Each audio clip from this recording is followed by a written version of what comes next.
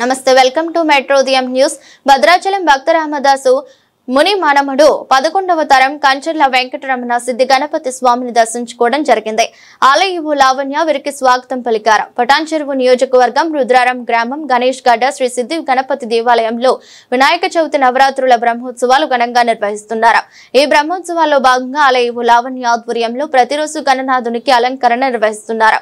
మొదటి రోజున హరిద్ర వర్ణము, రెండవ రోజున కుంకుమ వర్ణంలో, మూడవ రోజున పితావర్ణం, నాలుగో రోజున కృష్ణ వర్ణంలో, ఐదవ రోజు రుద్రాక్షేశ్వరుడిగా, ఆరవ రోజున అన్నపూర్ణేశ్వరునిగా స్వామివారు దర్శనమిస్తున్నారు. సిద్ధి గణపతి స్వామిని దర్శించుకునేందుకు వేలాది మంది భక్తులు తరలి వస్తున్నారు.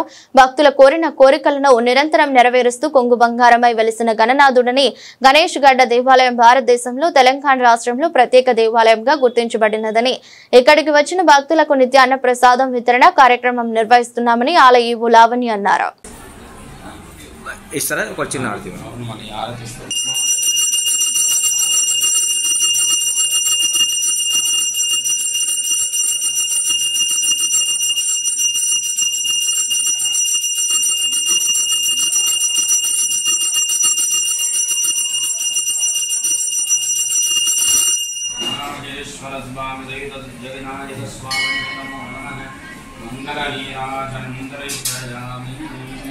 నమస్కారం అండి, నా పేరు లావణ్య.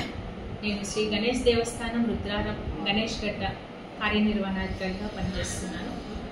వినాయకుడి బ్రహ్మోత్సవాలు కొనసాగుతున్నాయి.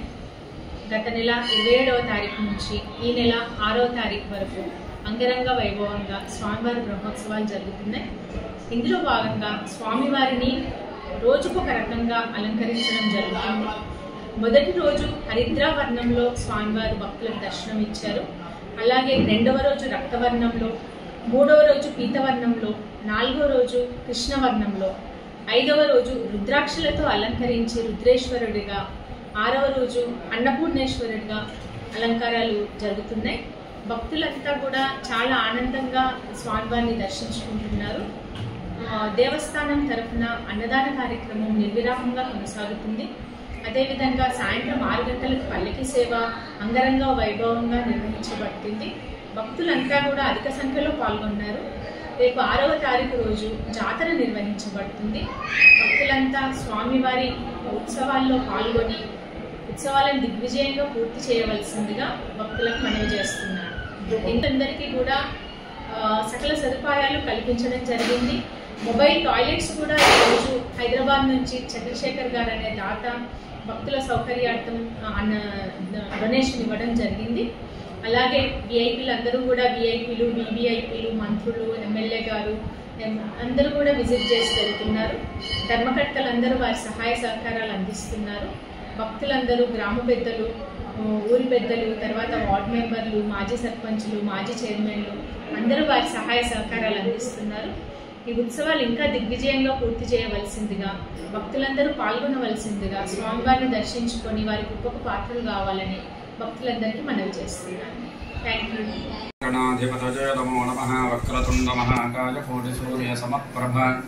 నిర్విఘ్నం కురు మే దేవ సర్వకార్యేషు సర్వదా.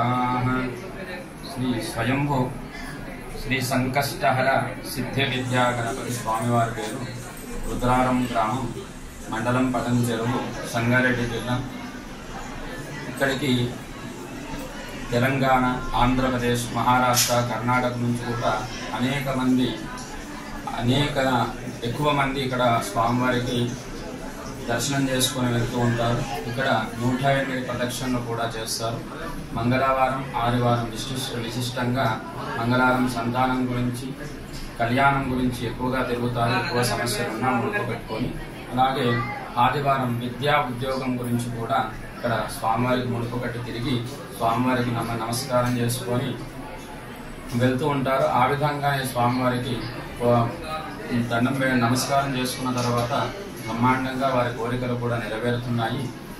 అలాగే ఇక్కడ నుంచి వినాయక నవరాత్రి ఉత్సవాలు కూడా, వార్షిక బ్రహ్మోత్సవాలు కూడా స్టార్ట్ అయ్యాయి. 27 నుంచి ఆగస్టు 27 నుంచి సెప్టెంబర్ 6 వరకు 6న జాతర మహోత్సవం జరుగుతుంది. స్వామివారికి ఒక్కొక్క రోజు ఒక్కొక్క విశేష అలంకరణ కూడా ఉంటుంది. మొదటి రోజు పసుపుతోని, కుంకుమతోని, అలాగే పీతవర్ణముతోని రుద్రాక్షలతోని ఈరోజు బ్రహ్మాండంగా అన్నపూర్ణేశ్వరుడిగా స్వామివారికి అన్నం కూడా పెట్టి అన్నపూర్ణేశ్వరుడిగా స్వామి అందరికీ దర్శనమిస్తున్నాడు. అలాగే ఒక్కొక్క రోజు ఒక్కొక్క విధంగా, ఒకరోజు కైన్స్తోని, అలాగే పండ్లతోని, పూలతోని, కూరగాయలతోని, అలా అనేక రూపంలో స్వామివారు కోరిన వారికి కొంగు బంగారంగా దర్శనమిస్తున్నాడు. ఇలా ఎవరైతే మనసులో ఉన్న కోరిక ఏదైనా సరే అది మొక్కుకొని స్వామివారికి ఒక్కసారి నమస్కారం చేసుకొని, వీలైతే 108 ప్రదక్షిణలు చేసుకొని బ్రహ్మాండంగా స్వామివారికి నమస్కారం చేసుకొని గెలిచి వారి కోరికలు అదే విధంగా నెరవేరుతాయి. ఇక్కడ అన్ని కార్యక్రమాలు, అన్ని ఈ ఉత్సవాల కార్యక్రమాలు కూడా ఈవో ఆధ్వర్యంలో జరుగుతూ ఉంటాయి. అలాగే ఇక్కడ గూడెం మైపాల్ రెడ్డి గారు కూడా అనేక విధముగా ఆయనకు తోచిన విధంగా అనేక విధంగా చేస్తూ ఉన్నారు. గోపురాలు కట్టించడం కూడా, అలాగే భక్తులతో కూడా అనేక విధమైన కార్యక్రమాలు జరుగుతున్నాయి. డెవలప్మెంట్ కార్యక్రమాలు ఇంకా చాలా ఉన్నాయి. ఎవరైనా చేయదలుచుకుంటే కూడా ఆ విధంగా దేవస్థానంలో పాల్గొని మీకు తోచిన విధంగా డబ్బుల ధన రూపేణ వస్తు రూపంలో సాయం చేయగలరు.